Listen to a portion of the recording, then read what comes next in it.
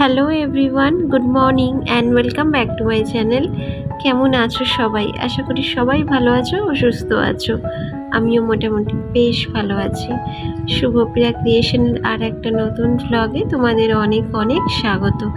এখন বাজে সকাল 6টা। ভ্লগটা এখন থেকে স্টার্ট করছি তোমাদের সাথে নিয়ে।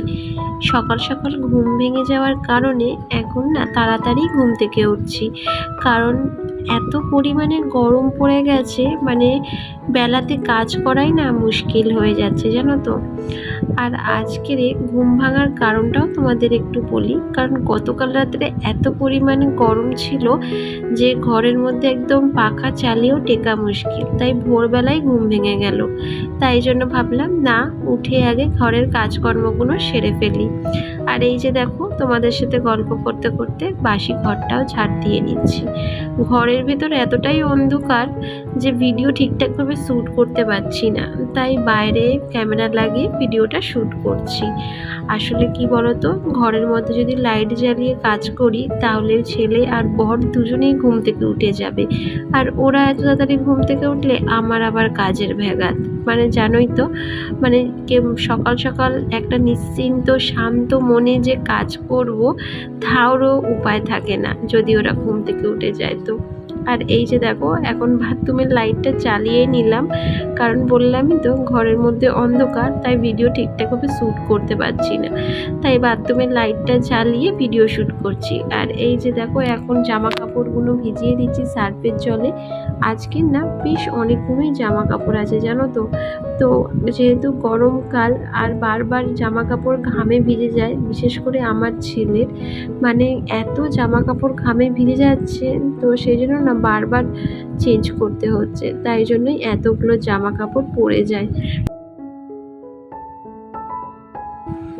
এই গরমের দিনগুলোতে যদি সকাল সকাল ঘুম থেকে উঠে সমস্ত কাজ কমপ্লিট করা যায় না, তাহলে মন মেজাজও ভালো থাকে। আর বেলার দিকে ওই মানে গরমের তাপে পুড়তে আর ঘরের কাজগুলো করতে লাগে না। কিন্তু আজকের আমার একটা জায়গায় যাওয়ার আছে, তো সেই কারণে বলতে পারো যে একটু তাড়াতাড়ি ঘুম থেকে উঠে সমস্ত কাজকর্ম সারছি। আর আজকে যেহেতু শনিবার, তাই ঘর মোছাটা স্কিপ করা একদমই যাবে না, কারণ শনিবার সোমবার এগুলো না, বৃহস্পতিবার এগুলো যাই হয়ে যাক না কেন, আমি ঘর মুছি, কারণ এই কটা দিন আমি সপ্তাহে নিরামিষ খাই। তো যাই হোক, গল্প করতে করতে অনেক কাজই হয়ে যাচ্ছে। আর এইদিকে জানলাটা অবশেষে আমি খুললাম, নাই ঘরের মধ্যে কিন্তু ভিডিও বানানো যাচ্ছে না।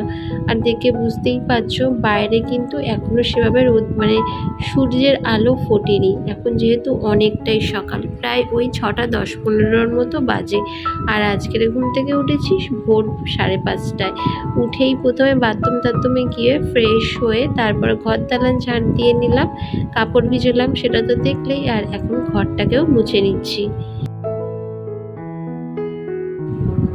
বসন্ত উৎসব তোমাদের কেমন কাটলো অবশ্যই কিন্তু কমেন্ট করে জানিও। আমার তো ভীষণ ভালোই কেটেছে, কিন্তু একটা ভিডিও আমি শ্যুট করতে পারিনি। তো যাই হোক, ছেড়েই দাও, এবছর নেক্সট বছর চেষ্টা করব। আর এখন দেখো, আমি স্নান টান সেরে একেবারে ঠাকুর ঘরে চলে এসেছি। এখন ঘড়ির কাঁটায় ওই সকাল 7টার মতো বাজে। ভাবছো এত তাড়াতাড়ি স্নান করে চলে এসেছে ছাদে?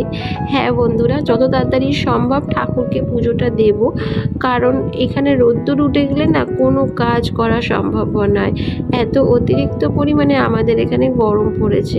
তোমাদের ওখানে কেমন গরম পড়েছে অবশ্যই কিন্তু কমেন্ট করে জানিও। সবেমাত্র আজকে চৈত্র মাসের 1 তারিখ, তাই যদি এই রকম দাবদাহ থাকে তাহলে বাকি দিনগুলো তো পড়েই আছে। বলো কিভাবে যে কাটবে নিজেও বুঝতে পারছি না। আর আমার তো উপরের ঘর খুব তাড়াতাড়ি গরম হয়ে যায়, জানো তো। দুপুরে শোয়া তো দূর, মানে কি বলবো, বিছানায় শুলেই যেন গা হাত পা একদম জ্বলে যায় ঘামেতে। তো অনেক কষ্ট হয়, আর সহ্য তো করতেই হবে যতক্ষণ না এসিটা নেওয়া হয়। এসি নিলে হয়তো একটু রেহাই পাওয়া যাবে, কিন্তু সবসময় তো এসি থাকবে বলে যে সবসময় যে এসি চালানো যাবে তাও কিন্তু নয়। তো এখানে দেখো আমি এখন ঠাকুরের ফুল তুলে নিচ্ছি। এখানে কয়েকটা অপরাজিতা ফুল হয়েছিল, তো সেগুলো তুললাম। আর এখানে দেখো কতগুলো গাছে বেলি ফুল হয়েছে।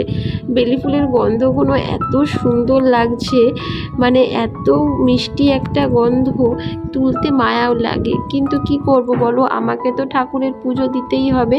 আর এই গরমকালে এই ফুলগুলোই হচ্ছে আমার ভরসা। এই গরমকালে ছাদ জুড়ে নয়নতারা ফুল আর ওইদিকে নীলকণ্ঠ আর বেল ফুলে ভরে যাবে। কয়েকটা জবা ফুলেরও গাছ লাগিয়েছি, কিন্তু ফুল যে কবে হবে তার কোনো ঠিক ঠিকানা নেই। আর এই যে দেখো এখন ঠাকুরকে স্নান টান করিয়ে একেবারে গোপুসোনাকেও স্নান করিয়ে দিয়েছি সকাল সকাল, একেবারে রেডি করিয়ে ওকে সিংহাসনে বসিয়ে দিলাম। আর এখানে একটু সব ঠাকুরকে ভোগ দিয়ে দিলাম। আর এই যে এখন পুজোও করে নিচ্ছি। তো সকাল সকাল না এরকম পুজো করলে বেশ মন মেজাজটা ভালো থাকে, জানো তো, যেন সমস্ত কাজ অনেক আসান হয়ে যায়। তো যাই হোক, এখন দেখো সকালের রান্নাটাও, সকালের বলতে দুপুরের রান্নাটা বসিয়ে দেব। আর আজকে যেহেতু শনিবার তাই আমার নিরামিষ। তাও নিরামিষের দিনে কী আর করব, ঘরে একটু বেগুন ছিল এটা ভাজছি, আর করেছি একটু মুগের ডাল, আর বানাবো হচ্ছে একটু পটল আলুর তরকারি। তো ওটা একেবারে লাস্টে বানাবো, আগে ভাজাভুজিগুলো সেরে নিই, তারপরে পটল আলুর তরকারিটা একেবারে লাস্টে।